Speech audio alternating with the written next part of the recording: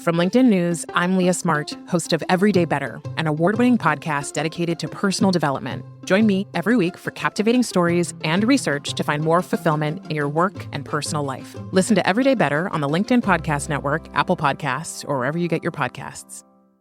Break language barriers instantly by translating up to 44 languages in real time with the HP AI PC, powered by the Intel Core Ultra processor. With the right tools, work doesn't have to feel like work. Learn more at hp.com/AI PC. Hey, I'm Kwame Christian, and you are about to step into the world of Negotiate Anything, the #1 negotiation podcast in the world where we teach you how to make difficult conversations easier while getting more of what you want in the process. Each episode is packed with practical tips and strategies from the experts. We delve into negotiation, conflict resolution, and leadership skills that are crucial in both business and in life.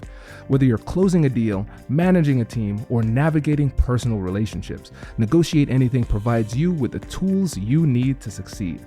Our conversations are real, relatable, and most importantly, rooted in practicality.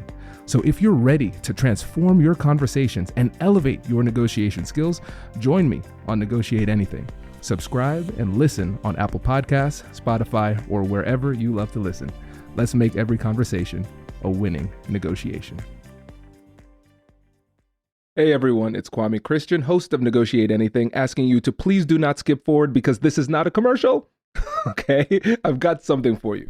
So we want to hear from you, our incredible listeners, because your feedback is super helpful in making the show even better. We've created a quick and fun form to get to know you, and this is your chance to make the show even closer to what you love.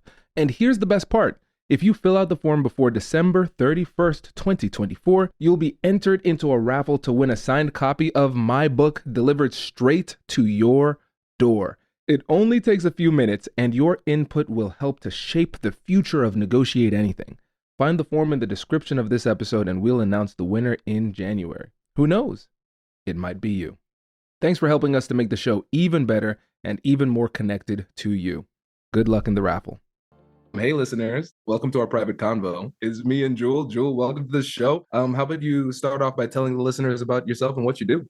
Absolutely. So I'm originally from California, San Francisco Bay Area specifically, and grew up very multicultural environment, good upbringing. Ended up going to UC Santa Barbara for college, majored in Black Studies, went to Antioch University, got my master's in clinical psychology, did my 3,000 hours, quite a long time there, and then got my license to do therapy in the state of California, so psychotherapy. And I started this organization called Black Executive Men. We focus on Black men in corporate America. I looked around, if you will, the Black community and said, who am I going to work with? I knew I was going to work with brothers, but I didn't know the kind of segment and sector, and there's a lot of diversity. So started out working with like kids and then teens and then like brothers getting fresh out of prison, like blue collar and this, that, and the third. And I didn't really discover, it was just newer for me. There was a brother who came in, Harvard Business School grad, suited and booted, 2-parent family, grew up in, San Francisco, just on point, impact driven, earning good money. I'm like, who is this guy? And just had it together. And I started learning more and more about Black men in corporate America, specifically United States. And I was just blown away by, number one, how much these guys are earning, impact driven, family focused, morally upright, just all the right things. And I was just blown away. And that's when I actually found the name for Black Executive Men. Was doing that for 6 years. About 2 years ago, pivoted to coaching, and now actually pivoting from doing one-on-one coaching to a membership network where guys come in and get different services and things like that. So just a bit of background on me, my passion, and my life's work. Man, I love it. I appreciate it. It's so important It's very, very important. And listeners, I know we have a very diverse audience from people from around the world. And so I don't want the focus of this niche to make you think that this episode isn't for you either. Because the thing is, we have these foundational skills that everybody can use. And if you can find a way to take the gems from Jewel in this episode, you can find ways to apply it in your own life. And for people who want to be allies as well, it can help you to understand other people's perspectives and lived experiences so you can connect at a higher level. So, Jewel, I think a great place for us to start is focusing, just starting with your foundational approach with your 4 pillars. And then we can talk about how negotiation and conflict resolution skills really amplify what it is that we need to do to be successful in the professional world. Absolutely. And I just want to, follow up these skill sets and mindsets. We could be talking to anybody here today. It's just in the world of business, at times we choose a niche, specialize and focus, but absolutely, these are going to be applicable for anybody in any background. So I hope you all find some value in this. In really working with over 500 Black men, different levels of seniority over the past 8 years and doing workshops at Google and Microsoft and NVIDIA and Capital One and Medtronic and all these organizations, I made it a study. Like if someone were getting their PhD, this is how much I focused on what are the skill sets that help people advance, let's say toward the C-suite, just in their careers, as opposed to others that really hold them back, and came up with these 4 pillars. And these are some things I'm talking about in my upcoming book as well, but we're going to go over them here now. So the first one is the 100% formula. Simply put, it's just giving it 100% at whatever it is that you're doing. This is key. Number 2, it's your internal marketing campaign. This is what I would say the hidden rules of success in the workplace. These are things we often don't get taught in college or grad school, but these are the things that people are doing behind the scenes to get promotions. It's your internal marketing campaign, letting the right people in the organization know not just what you're doing, i.e. activity, but the value that it brings to the organization. Key. Number 3 is your professional development. Many times folks are maybe not so focused on that, just thinking, hey, I know what I need to do to get the job done. That's sufficient. But when we talk about the hidden rules of success and moving ahead, making sure that you are ideally one of the best in your company, if not the world, at what you do is going to be tremendously helpful for you. And much of that comes through professional development. Not only what your company provides, many times people do those activities, they go to the annual conference and they think, you know what, I've done it. But folks, there's a whole world out there. There's whole conferences, associations, different networking groups where you can learn the best practices from your industry, sector, level of seniority, your role. Bring that back to your company and advance. And the last thing is networking. And even though it sounds simple and it's number 4 in this list, it quite possibly is number 1 in terms of importance when it comes to building out your career, not just at your current role, but the overall arc. So we're talking about your job, but we're also talking about your investments, your impact, your personal brand, things of this nature. Networking is typically what opens those doors for access for incredible opportunities that may be closed if you didn't have those connections. So of course, I'm happy to go into detail, but I just wanted to give you all that overview of what those 4 pillars are. I love it. This is great. I think we should just take it from the top, the 100% formula, giving it your all, because let's channel the voices of a skeptical listener. They say, well, Jewel, of course, isn't that a truism? Shouldn't we always be giving our all? So what is it that people often miss or misunderstand when it comes to the 100% rule? So when we talk about the 100% formula, this is really like an introductory rule. And many people, like you said, might be thinking, well, either how important is this, or, you know what, I'm already doing this. And I've thought the same in my own career before I started working with coaches. But I'll give you an example. There was a client that I was working with who was doing good, incredibly intelligent guy, very motivated. And he brought this example to me. He says, you know what, I'm trying to get a promotion. I'm trying to get the raise, but they're not really looking at me in that way. So we start to dissect, well, how are you showing up? Let's look at your performance. Let's look at your presence. So let's talk about a few different scenarios. Let's talk about meetings. How's it going for you there? And he says, oh, well, let me tell you about meetings. When they happen, other people are sharing their opinions and insights, and I'm not sharing so much. And so I say, okay, well, an easy solution might be, well, you just should share your insights and just solve that. But as a coach, I wanted to dissect the situation and find out really what's going on here. I said, well, how is it that they're sharing and you're not sharing? What is it that they know or they're doing that you don't know and are unable to do because of it? And he says, well, we actually get some notes that come to us before the meeting takes place. And it's about what we're going to be talking about at the meeting. Now, I already know exactly where we're going at this point. I say, okay, got it. And do you read those notes? And he says, well, yeah, I do read them. I'm like, okay. When do you read them? He said, well, during the meeting. I said, okay, okay. I love that you're reading them. This is great. Because, I just got to, land this plane with him. I said, because you're reading it during the meeting, not before the meeting, is that taking away from you being able to prep at all in order to have an opinion, have some insight during the meeting? He says, absolutely. I said, okay, no problem. Homework is to read those notes before the meeting next time so you can prepare, have something insightful to say. They can see you as a high value contributor, leading to you getting ideally a promotion and a raise. How does that sound? He says, sounds great. He does it.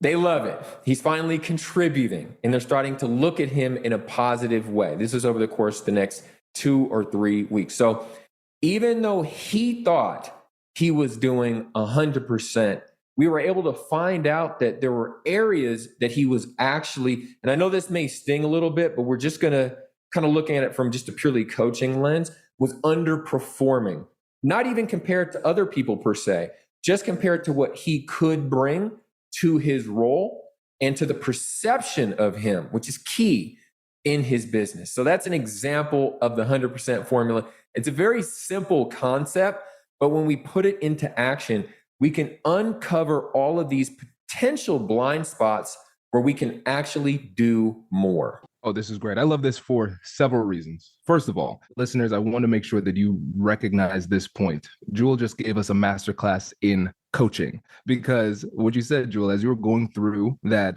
scenario with him, you were asking questions. You weren't telling him what to do. You were asking questions. And then you started to recognize a pattern and you knew, hey, I have a hypothesis. I assume I understand where this is going. But you didn't jump in at that point and say, I know this is where this is going. This is what you would have done and this is what you should do.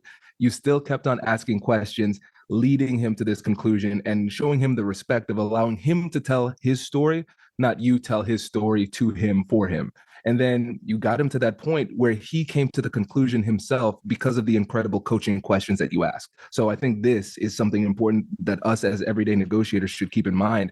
And then when you think about the 100% rule, when you think about negotiation, the definition we like to use on negotiate anything is anytime you're having a conversation and somebody in the conversation wants something. And so you're recognizing there's like a negotiation aspect to almost every interaction that we're having in the corporate space. And so the question is, how much are we putting into these meetings?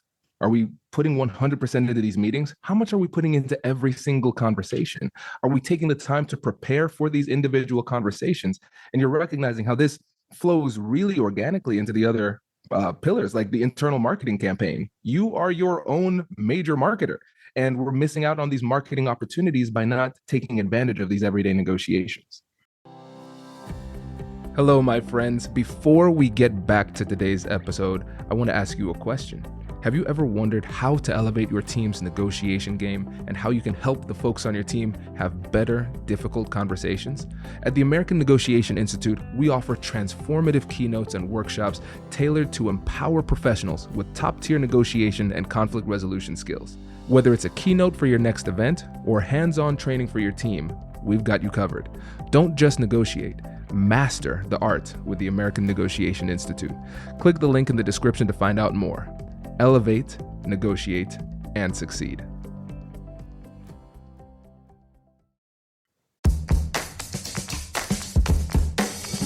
Hey you! I'm Andrew Seaman. Do you want a new job? Or do you want to move forward in your career? Well, you should listen to my weekly show called Get Hired with Andrew Seaman. We talk about it all, and it's waiting for you, yes, you, wherever you get your podcasts. Introducing the HP AI PC, your powerful AI assistant. Easily search through personal files, gain valuable insights, and make smarter, more informed business decisions. Unlock the future of work today with the HP AI PC, powered by the Intel Core Ultra processor. With the right tools, work doesn't have to feel like work. Learn more at hp.com/AIPC.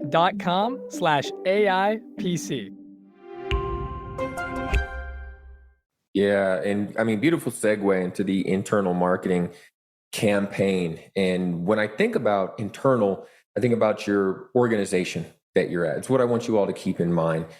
Marketing, highlighting value, campaign being ongoing. And even being down here in Mexico and Guadalajara, and I'm able to look out over the city from where we're at. And one of the things that I see here is the McDonald's Golden Arches. Now I can see a lot of the city from where I'm at, and yet that's probably two of the signs that are recognizable from just miles away. And what I like about that is they're always letting you know, there they are. Come get a hamburger, come get a Happy Meal, or whatever it is that you might want to buy from there. Even when the store is closed, they're marketing, here we are, come do business with us. Now, many of us have gotten the message that the best way to go about our jobs is put our head down and get the work done. And that will be rewarded, that people will see it, they will notice it, and we will get rewarded. Now, sometimes that happens, but what you may not know is that there are some hidden rules to success, and that your colleagues, other people, whether they learned it from family or a book or school or wherever, are actually communicating with, and these are the folks I want you all to keep in mind, their executive sponsor. We'll get into that in just a moment. But the person at the organization, senior leadership, that's opening the door for their promotion. Different from a mentor at their company. But that's the second group of people that they're communicating with. Their mentors, 1, 2, 3, 4, 5 in the company, most times at a more senior level of seniority and leadership. And they're communicating with them what the activity is that they're doing and the value that they bring. And the last piece is their manager or skip level manager. Now, there's two pieces of information that they're communicating. Number one is the activity that they're doing. Went to the meeting, signed the deal, spoke with a subordinate about this, that, and the third. But the second piece is actually most important. It's the value. And just about everything we do in the world of business can be converted into some number, some level, some percentage, some way it's impacted the bottom line of the organization, the market share in the organization. And for folks that are, probably a little more higher up, potentially even the stock price, depending on what kind of activity that you're doing. Communicating this value to your executive sponsor, your mentors, and your manager, skip level manager. Typically, I like to say weekly for your manager, monthly for your mentors, and quarterly for your executive sponsor. It creates an ongoing narrative of activity and success in their minds, which is key when it comes down to new projects, promotions. Who are they going to elevate? Now, you might be thinking, well, these people might be micromanaging me, or they might be great and just kind of let me go do my thing, but they're aware of the activity and value. And the reality is, these are busy people. They have a lot going on in their lives. And although you may talk to them with some regularity, you may not, probably are not their number one focus. So I like to share with my clients, that's a part of your job, is to make sure they know what you're doing in written format, by the way, in an email, something like that. And they know the value that your activity brings to the organization. So that's pillar number 2, your internal marketing campaign. And this can be a game changer from going from doing the work well and then to getting the rewards of doing that work. Oh, this is powerful. This is powerful. This is a masterclass, because let's just think about this in a very simple way. So if we're thinking about opportunities to advance within a company, let's just think about it in a yes or no question. Do you deserve to have a raise? Do you deserve to advance in the company? Yes or no? And if we're not getting that, that means that either actively or passively, the response from leadership was no. And so we ask ourselves, is that the truth? Now, here's what I love about this. One of my buddies gave me a great definition for truth. Truth is nothing but the narratives we choose to believe. And what you talked about with this ongoing marketing campaign is that it is a narrative of activity and success. Another word that you mentioned before was perception. So if we are not telling this story, if we are not intentional about creating this narrative of success and continuing to tell our story of success, then nobody's going to believe it. So what's true? To them, to the person who cannot perceive your narrative of success, what's true is you don't deserve the opportunity. You don't deserve the raise. But what's true to you is like you see all your work. But the question is, did you communicate that? And did we communicate that persuasively? And so again, I love the fact that this is empowering because you're giving the responsibility to the person who has the story, who's living the experience. It's your responsibility to tell the story. So if you're not getting the outcomes that you want, then you need to become a better storyteller and become more consistent with that narrative. Yeah, absolutely. I mean, there's so many levers of power that we actually have control over, especially in places. I mean, we could talk about entrepreneurs as well. It definitely exists there as well, but this is mainly for the W-2 side of the equation, 100%. Absolutely. And I think one of the most powerfully persuasive tools that we have at our disposal that is often underutilized is just consistency and persistence. Like when you think about sales, it requires like a certain amount of touches in order to be persuasive, but just sticking to that narrative and being consistent and recognizing that it might sound like redundant to you, but other people forget. They're busy. So keep that narrative going. And let's pause real quick. You can plug in, no worries. Ready to rock. Perfect. And by the way, it was funny, man. While you were gone, I saw a message from my editor, my producer here. He's like, I want to get more episodes on networking. I was like, oh, this is perfect. Let's do it. So I think we touched on professional development at the beginning. So I think we're good there. If we can transition into the networking portion, that would be good. Mm-hmm. I'm excited about that one. All right. And so now with the time that we have left, because Jewel, we could just keep on talking about this. I'm really loving the conversation, but I want to focus on networking because again, networking is one of those terms that we've heard throughout our careers and it's become utilized almost to the point of meaninglessness. I know with your approach, there's so much nuance to this. So I want to give you an opportunity to talk about how we can utilize networking more strategically in the corporate space in order to get the results that we want. Yeah, absolutely. So many times, I don't know if you all have had this experience. You go to, let's say, a networking event and, maybe some people are buying a whiskey or other people are laughing. You get slaps on the backs and people that kind of know each other. Some people are brand new, this, that, and third. And back in the day, I don't know how much quite it is now, but handing out business cards and just end up with a stack. And you don't really know what to do with that stack of cards that you have. So you may reach out to everybody on LinkedIn or wherever and just follow up. Hey, great to meet you. And it just doesn't go anywhere. And it kind of begs this question of, what really was the point of me going to that event? I met some good people and maybe made some new friends and maybe colleagues were there, but how did I really get the most out of it? So the key thing to think about is having a goal for your career. And this is something that many of us don't think about. We just, we go to school, we go to undergrad, we go to grad school, we think I'm going to get a good job. This sounds like a good profession, career, and we just do it. And we're just going about it. And we have our family life and health stuff and hobbies and all these other activities. But really thinking of when I am 40, when I am 50, when I am 60, this is where I want to be. This would be the pinnacle of my career. Let's say being a CEO or being a VP or being an entrepreneur, something like that, being a coach, you name it. And this is how much I want to be making the money doing it. I want to be an investor. I want to go into the VC world, the private equity side of the equation. What is your goal? Do not leave this to your boss. Do not leave this to somebody else or Tony Robbins. Shout out, I love Tony Robbins and everything that he's doing. But this is your decision and you get to make it and you're empowered to do so. Your mind is incredibly powerful. That's the first thing to decide. What is your goal career-wise? Where do you want to end up? So not where you're at right now, not even necessarily your next job or the job after that, or your next raise and the raise after that. What is your ultimate goal? Once you have all that, you can wrap around the 100% formula. You can wrap around the internal marketing campaign. And now networking, especially professional development, but for networking, you can wrap around who do you need to meet? And we're just going to be very direct. And who's not important? This isn't about the importance of another human being as far as just a humanitarian standpoint. This is your goal, specifically that.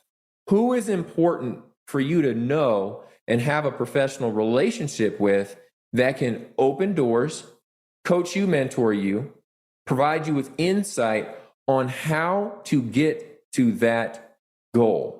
So now when you walk into a room, there's gonna be people that you really wanna meet and other people. It's nice to meet, but it's not your focal point. Remember, be friendly, be nice, be cordial, but you're there for business. You're there, in business, pretty much trying to make a profit through the services and products that we deliver. And you have one to deliver to an organization or to a market. So this is being very strategic about who you're going to be networking with that can then open doors for you to get there quicker or to get there at all. And I'll even give you an example, of how this works. So in my own business here at Black Executive Man, I'm constantly learning about new topics. And these days it's around like private equity and the VC equation and hedge funds and like what's going on with that. People that are having an impact in that way, working with founders, things of this nature. So I start writing about it on LinkedIn. If you all aren't, I know pretty much everyone is on LinkedIn, but if you're not, it's a phenomenal place to build your network and to meet new people that can open doors for you. So I start publishing about it or writing about this on LinkedIn. Got it. However the algorithm works, people that are in the VC and private equity world, they start to see it, and I can see in my profile views that they're checking out my account. That's my goal. It's very strategic. And from there, I hop on, I ask, can I hop on your calendar, 15 minutes, just learn more about this topic and your experience there.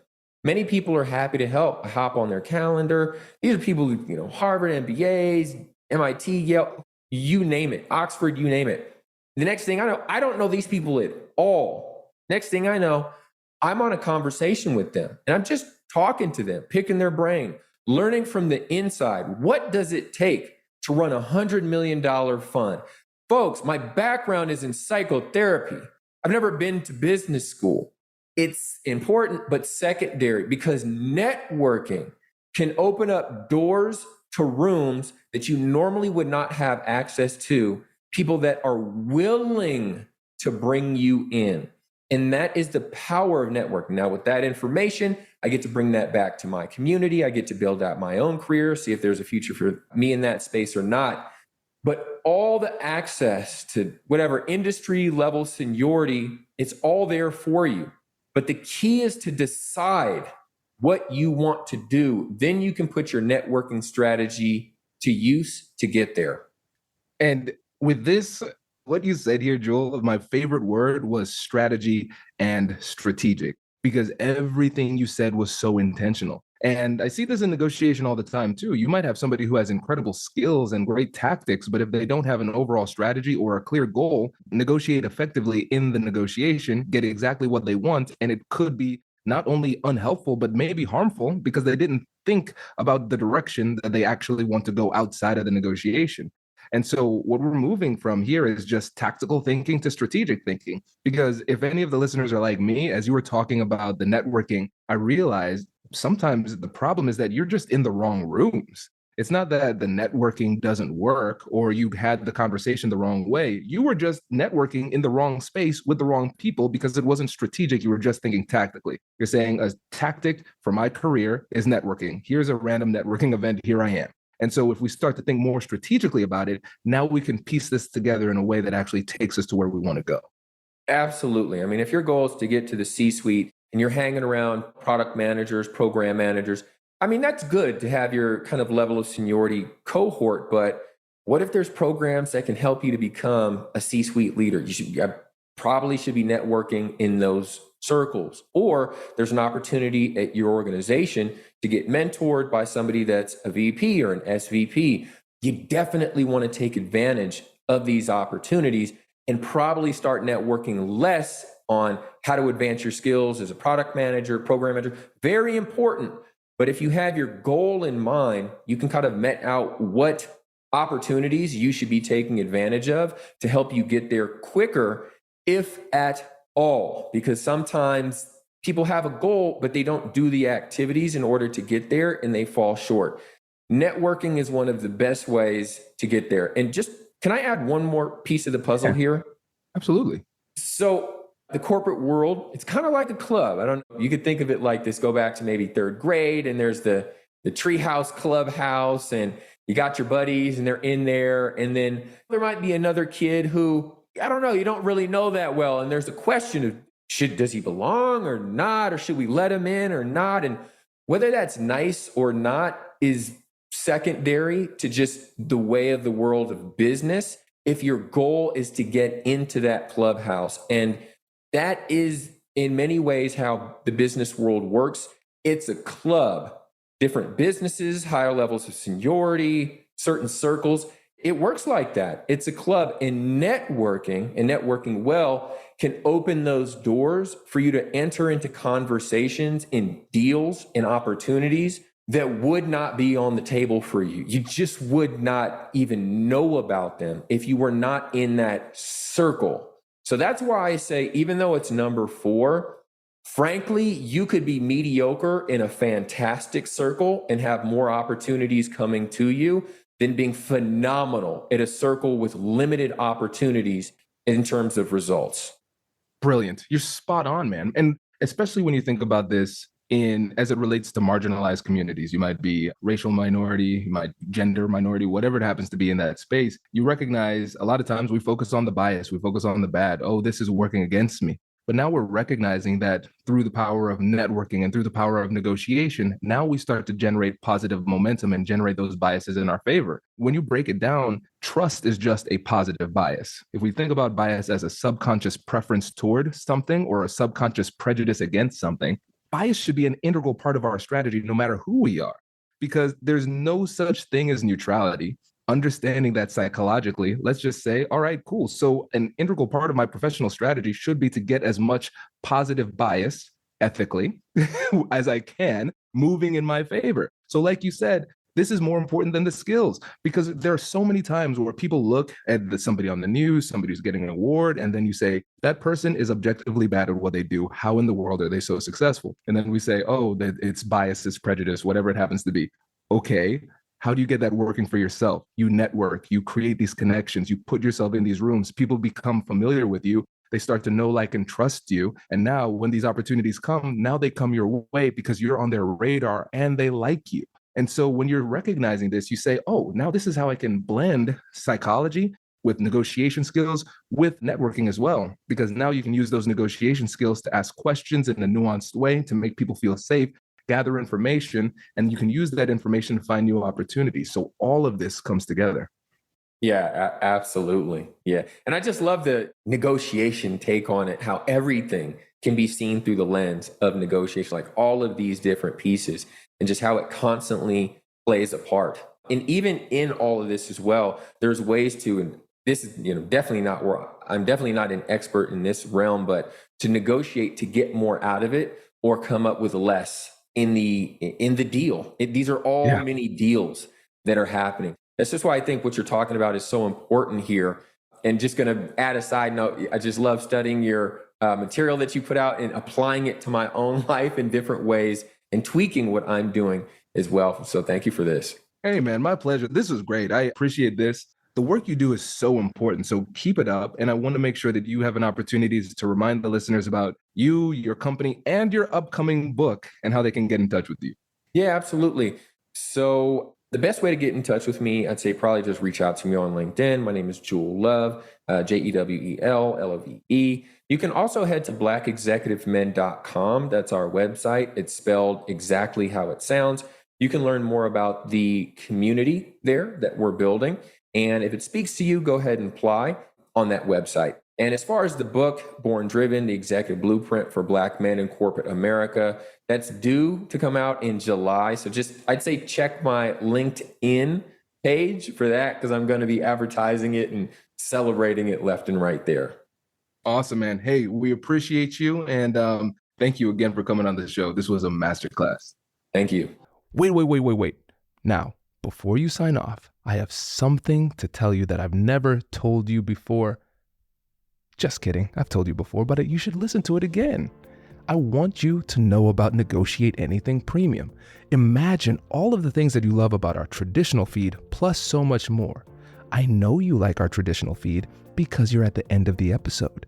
And with Negotiate Anything Premium, you'll get more bonus content you've been asking for, more of the expert insights that you can't get anywhere else, and more exclusive behind-the-scenes access into every conversation. Are you ready to get more of what you want out of your life, career, and every conversation? With Negotiate Anything Premium, you'll have access to more high-level, custom-designed content and insights, giving you the tools you need to negotiate higher salaries, better deals, and better relationships in your life and career. Once I had a listener share that Negotiate Anything helped her to negotiate a $53,000 raise. Could this be you? What would that mean for your life?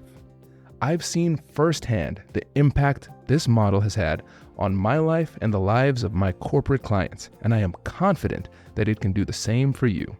Are you ready to negotiate more of the best things in life? Click the link in the show notes to learn more. I'll catch you later.